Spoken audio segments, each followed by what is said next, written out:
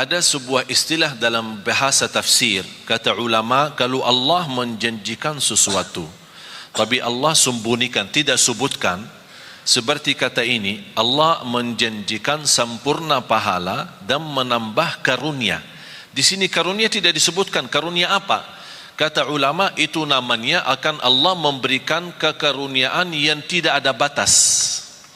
Yang jelas karunia tersebut akan pasti menenangkan hati, sebagaimana janji Allah di surat As-Sajdah. Saya sambungkan ayat ini dengan surat As-Sajdah ayat 16.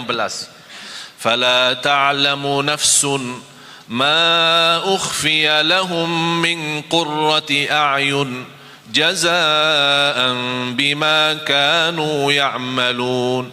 Tidak ada jiwa pun yang bisa tahu apa yang telah dirahasiakan, disembunyikan oleh Allah dari karunia-karunia yang akan menenangkan hati. Itu kata siapa? Allah. Yang jelas akan menenangkan hati. Mengapa ada bahasa yang akan menenangkan hati? Karena keinginan kita beda-beda. Ada orang diberikan mobil, belum tentu hatinya nyaman. Ya, terima kasih saya dapat mobil, tapi dia punya keinginan yang lain. Ada sesuatu, barangkali sesuatu kecil, tidak begitu besar, tapi begitu dia terima, dia merasa bahagia, hatinya luar biasa. Itulah Allah membagi bahasa akan menenangkan hati, karunia itu. Kenapa ya Allah? Jazaan bima kanu ya'malun, itu balasan Allah terhadap apa yang kalian telah kerjakan. Berarti apa yang kita kerjakan Allah balas. Bukan hanya balas pahala yang sempurna, tapi terjamin karunia yang akan menenangkan hati. Oleh karena itu di akhir ayat ini, innahu ghafurun syakur. Artinya, sesungguhnya Allah Maha Pengampun, Maha Mensyukuri. Apa hubungan Allah Maha Mengampun dan Maha Mensyukuri? Allah Maha Mengampuni ketika kita membaca Al-Quran masih banyak kesalahan, daripada yang salah tapi tidak pernah baca Quran. Salah baca Al-Quran masih termasuk diampuni Allah daripada yang salah tidak pernah baca Quran. Artinya jangan ada yang berkata saya takut salah. Allah sudah berkata Allah Maha Mengampuni. Salat, pasti salat kita banyak kekurangan. Sunnah qabliyah ba'diyah, masbuk berapa kali, ketiduran salat subuh, Allah Maha Mengampun.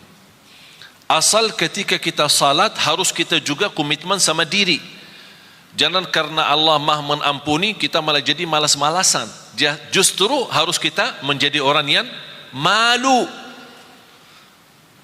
Allah memberikan kesempatan untuk kita bertaubat dan memperbaiki lagi supaya menjadi lebih baik.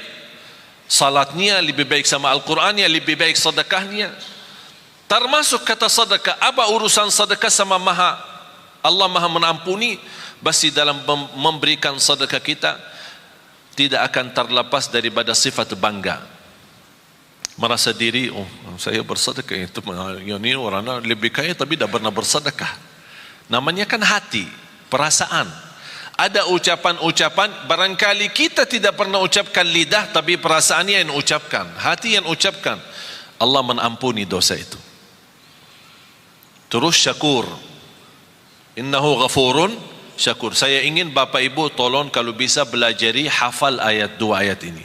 Surah Fatir, surah 35 ayat 29 dan 30. 2 ayat saja. Belajari, dalami, kalau bisa hafal. Luar biasa manfaat dan dahsyatnya. Memberikan keyakinan yang luar biasa. Syakur. Apa hubungan syakur sama tilawatul Quran, baca Quran, sama mendirikan salat, sama sedekah? Pertama harus kita sepakati apa arti syakur. Ayo, apa arti syakur? Syakur kan Asmaul Husna, salah satu nama Allah. Kalau di bahasa Indonesiakan, syakur itu yang maha mensyukuri. Tapi masih belum pas. Dan selalu saya sampaikan ke jamaah, belum ada dan tidak akan ada. Belum ada dan tidak akan ada bahasa yang mampu kupas isi Al-Quran selain bahasa Arab. Bahasa Inggris, bahasa Indonesia, bahasa Melayu, bahasa apapun, hanya kemampuannya terjemah saja.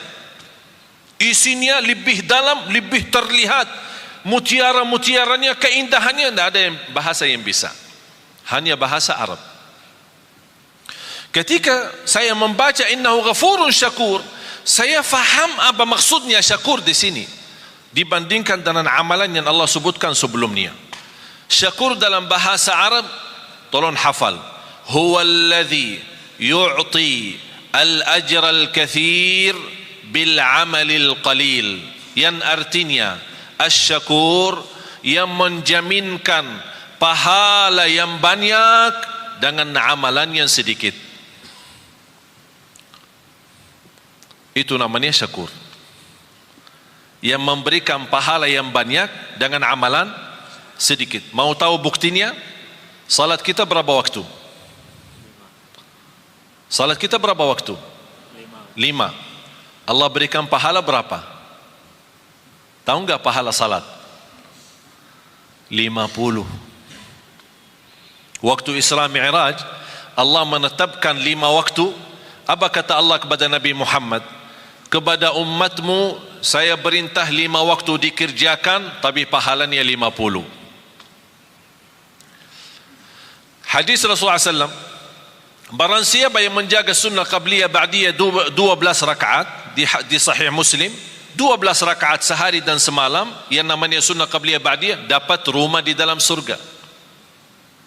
Barang siapa yang mengikuti salat subuh ini hadis sahih, barang siapa yang ikuti salat subuh berjamaah dapat pahala seperti orang salat malam sepanjang malam. Padahal sepanjang malam tidur, mana kita mampu salat malam sepanjang malam. Hanya dengan subuh jamaah, berjamaah subuh, pahala sepanjang malam kita dapat. Lebih dahsyat lagi, sunnah qabliyah subuh lebih baik, lebih besar pahalanya daripada dunia dan segala isinya. Itulah syakur, amalan sedikit tapi pahalanya besar.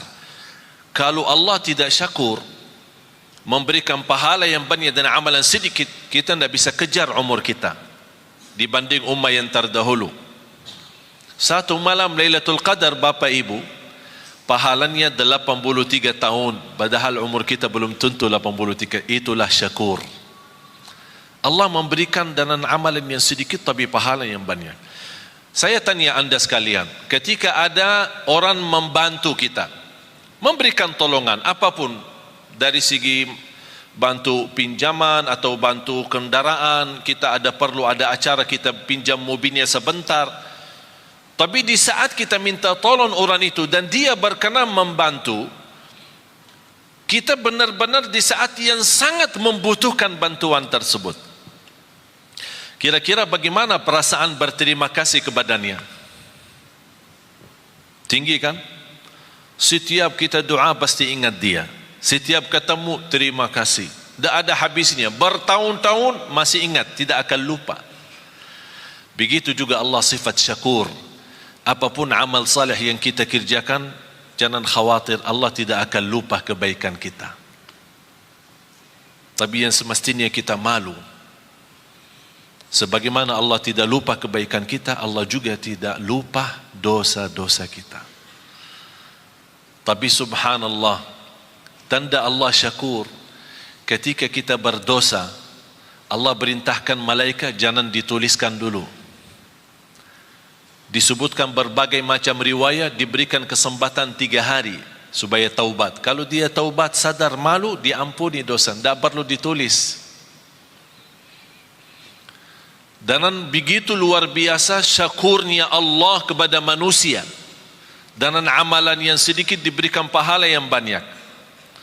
Dan sedekah Allah subhanahu wa ta'ala, ini saya kaitkan antara hubungan Quran, sedekah sama syakur. Yang kita beri kepada Allah berapa?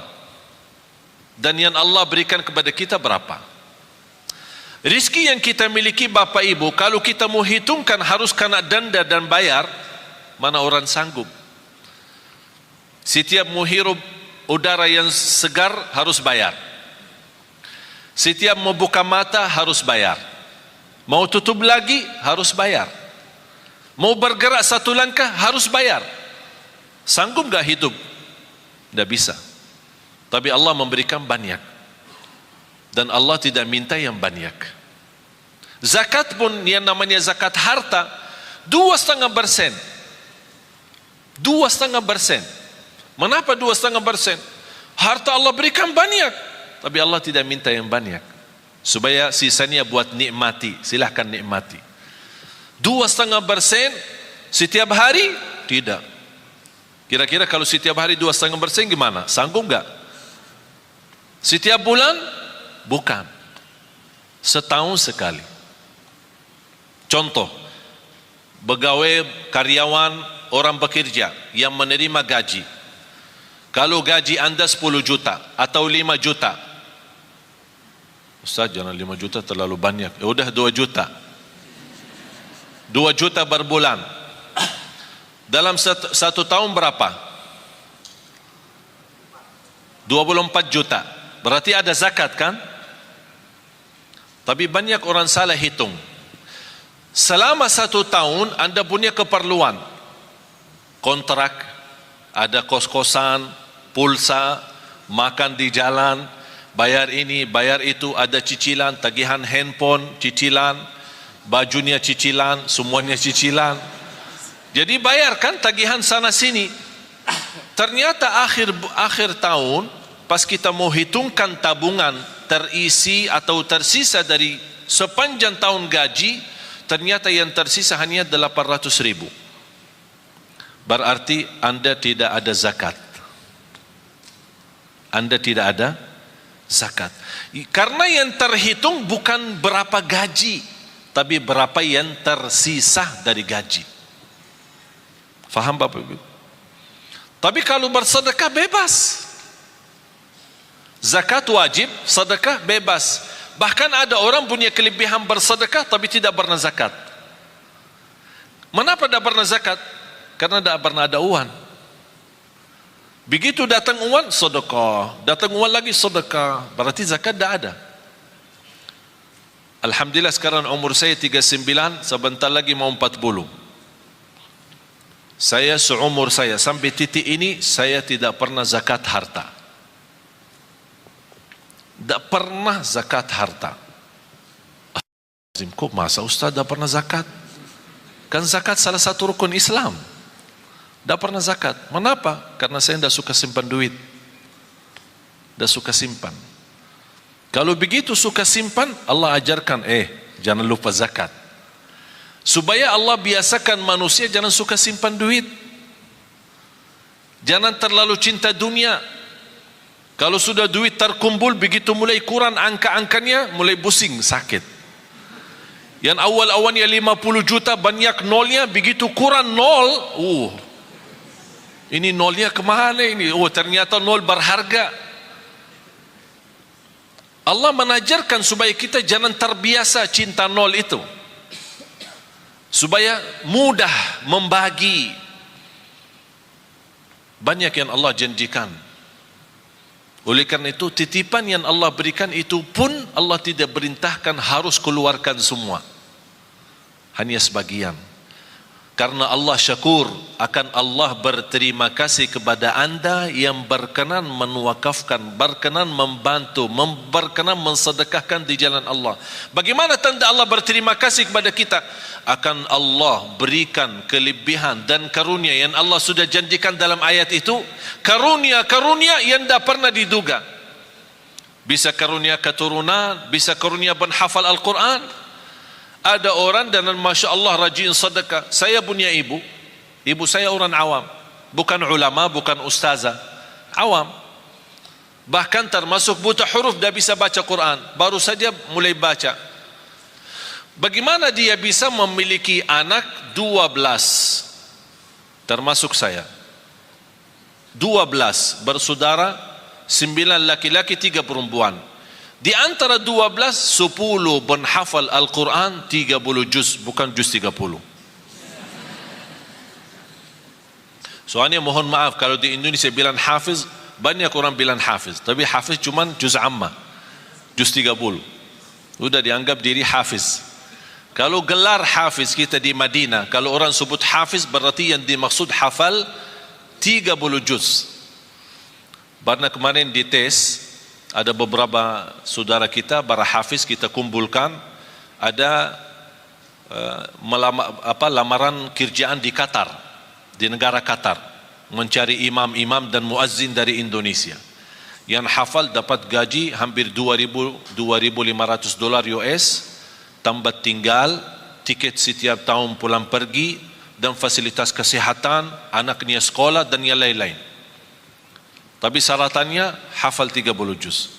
Banyak daftar melalui yayasan kami, diberikan kepercayaan, datang mereka daftar, hafal, semua daftar. Pas hari ujian, di depan para petugas yang datang dari Qatar, sudah ini berapa hafal? 30 juz. Siap dites? Siap. Tapi mohon boleh enggak dites cuma 5 juz? Astaghfirullahaladzim. Kau daftar 30 juz, kau mau dites 5 juz? Kenapa? 25 yang mana? Hilang. Jamaah sekalian dimuliakan Allah Subhanahu wa taala. Saya ingat ketika saya di bandara, saya bertemu seorang, saya tidak kenal. Tapi ternyata beliau dari Arab, kenal muka saya, sering lihat di YouTube. Dia tegur saya, Assalamualaikum, Waalaikumsalam. Dia bawa keluarga, istri sama anak. Begitu selesai salaman, biasa-biasa saja saya jalan, mau lewati imigrasi, saya lihat beliau antri. Saya bantu, punya keluarga, punya anak. Kalau kita ada kesempatan, saya yakin Bapak Ibu kalau di posisi saya, pasti kalau bisa bantu, pasti akan bantu mereka. Saya minta izin, mana paspornya, biar saya bantu. Saya ambil paspor, saya serahkan ke petugas imigrasi.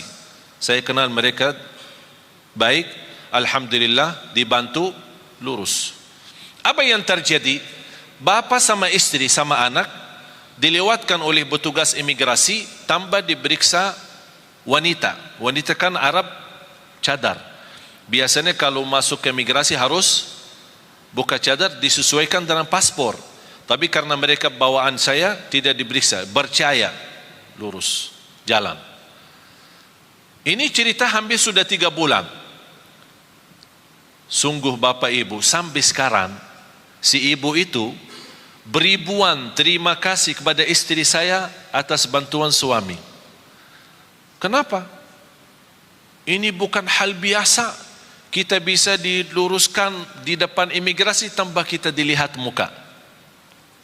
Mereka menganggap perbuatan yang kita bantu hanya hal biasa. Menurut saya biasa, hal kecil, tapi bagi mereka itu bukan kecil. Begitu luar biasa, setinggi harapan mereka, setinggi perasaan mereka untuk mengucapkan terima kasih. Padahal ini sudah 3 bulan lebih. Allah Subhanahu wa taala Maha besar. Lebih tinggi terima kasih Allah kepada manusia ketika berbuat kebaikan. Syaitan paling tidak suka istighfar. Kenapa syaitan tidak suka istighfar? Tahu enggak kenapa? Syaitan bekerja keras pagi, siang, sore, malam untuk menggoda manusia. Terjumus manusia, salah ikut syaitan, berbuat dosa. Begitu dia ingat Allah, astagfirullah, dia nangis malu. Sebab kata istighfar, Allah ampuni dosanya. Apa kata syaitan? Capek deh. Dari pagi sampai malam aku godain, begitu berhasil sebentar saja diampuni. Astagfirullah. Allah cinta istighfar.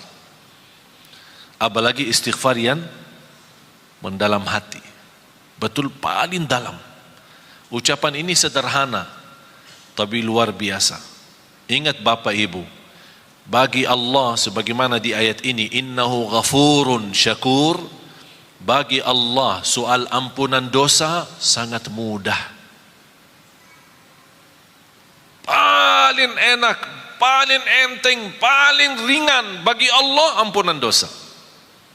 Allah tidak keberatan mengampuni dosa kita. Wa inni laghaffarun liman taba wa amana wa amila salihan thumma ihtada. Kata Allah Subhanahu wa taala, aku ampuni, aku berkenan ampuni. Tapi bagi siapa? Yang berkenan taubat, yang berkenan istighfar. Oleh karena itu ketika kita bertaubat dan menangis, titisan air mata berharga di sisi Allah. Dari mana kita tahu berharga di sisi Allah? Ternyata Rasulullah SAW bersabda, "Ainun la tamassahan nar, ainun bakat min khasyatillah." Bisa titisan air mata karena Allah, malu sama Allah, malu karena dosa maksiat, sebab titisan air mata, Allah jamin kita tidak boleh tersentuh oleh neraka Jahannam. Berarti jamaah sekalian, air mata itu tidak main. Apalagi air mata yang menangis karena Allah Subhanahu wa taala. Oleh karena itu kita selalu beristighfar. Mudah-mudahan istighfar kita yang kita selalu membawa menjadi wirid kita sehari-hari kita, membawa ampunan Allah Subhanahu wa taala. Mari sama-sama berdoa, mudah-mudahan apa yang sampaikan, mohon maaf saya tidak bisa lebih mendalam karena ayat ini memang masih banyak rahasia-rahasia dan keilmuan. Mudah-mudahan apa yang saya sampaikan cukup bisa difahami, bisa dimanfaatkan, dan mudah-mudahan ilmu yang sama-sama kita belajari menjadi ilmu bermanfaat. Amin ya rabbal alamin. Bismillahirrahmanirrahim. Alhamdulillahi rabbil alamin. Allahumma salli ala sayyidina Muhammad wa ala ali sayyidina Muhammad. Ya Allah, ya dzal jalal wal ikram, berilah kepada kami petunjuk kepada jalan yang lurus. Hidupkanlah kami dalam keadaan iman, wafatkanlah kami dalam keadaan Islam, akhiri hayat kami dengan husnul khatimah. Ya Allah, jadikan kami senantiasa bersama hamba-hamba-Mu yang salih salihah. Ya Allah, aku mohon untuk semua yang hadir di saat ini dan selepas acara ini, masing-masing diampuni oleh Allah segala dosanya, disucikan hatinya, dibersihkan jiwanya, diselamatkan setiap langkah-langkahnya. Ya Allah, jadikan sisa umur kami ya Allah lebih baik daripada yang sudah lalu. Pimpinlah kami ya Allah agar kami membawa keluarga bahagia, sakinah mawaddah rahmah, keturunan kami anak salih salihah. Ya Allah, yang belum berjodoh berikan ya Allah berjodoh yang menenangkan hati, yang membawa nama baik Islam untuk keluarganya. Birahmatika ya arhamar rahimin. Atas izin-Mu ya Allah, kami sama-sama berkumpul di masjid ini. Ya Allah, atas izin-Mu berilah kepada kami kemuliaan, sama-sama jumpa lagi di dalam surga-Mu ya Allah, di dalam surga-Mu ya Allah, bersama Nabi Muhammad sallallahu alaihi wasallam. Birahmatika ya arhamar rahimin. Allahumma ighfir lana. Ya Allah, jadikan kami semua ahlul Quran, ahlul Quran, penhafal Al-Quran, berakhlak-akhlakul Quran, yang berjiwa-jiwa Al-Quran, yang berjuang untuk Al-Quran, agar kami mampu menjadikan Al-Quran membumi di Indonesia ya Rabbal Alamin. برحمتك يا أرحم الراحمين. ربنا تقبل منا إنك أنت السميع العليم وتب علينا إنك أنت التواب الرحيم. ربنا آتنا في الدنيا حسنة وفي الآخرة حسنة وقنا عذاب النار. وصلى الله على سيدنا ونبينا محمد وعلى آله وصحبه وبارك وسلم والحمد لله رب العالمين. آخر الكلام سبحانك اللهم وبحمدك أشهد أن لا إله إلا أنت أستغفرك وأتوب إليك. Wassalamualaikum warahmatullahi wabarakatuh.